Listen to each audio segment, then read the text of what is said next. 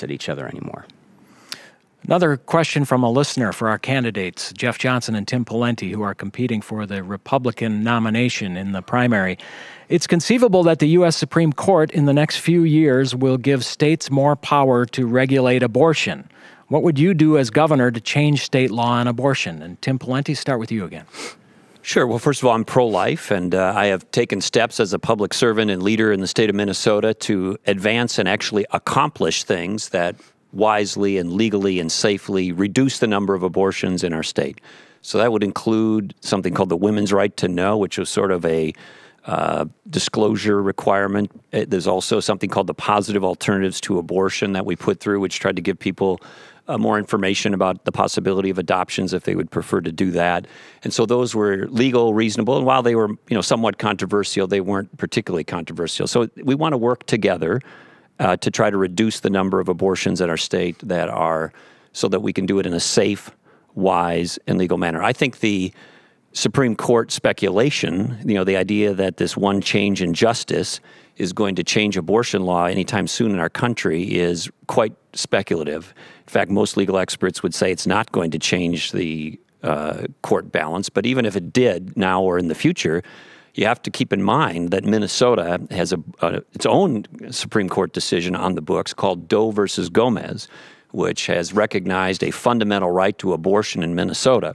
And the 5 or so Dayton appointees on the Minnesota Supreme Court are all, liberals, and so they're not going to change that anytime soon. So we're really talking about what can be done to reasonably reduce the number of abortions in a wise and safe manner. I think both sides can agree on things like I just mentioned, but the abortion laws, either the federal level or state level, aren't going to change anytime soon in terms of the Supreme Court's decision.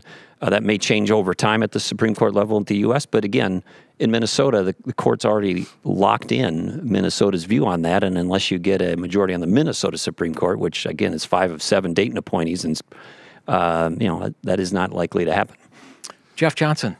The issue of abortion. Yeah, so I'll actually answer the question. I am pro-life as well, and if a bill comes to me that I believe is constitutional that restricts abortion further than it is right now, I would absolutely support it and sign it.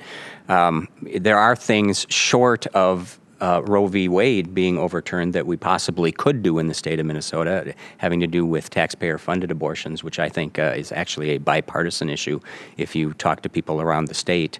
But I am not afraid to say that if the constitutional law does change, I would support, for example, the sort of heartbeat bill that we saw pass in Iowa that is now in the courts and very likely isn't constitutional under Roe v. Wade. So abortion would be banned as soon as a heartbeat once you could hear a heartbeat. It'd be a little hard to make the argument that that's not a living human being if you can actually hear the heartbeat.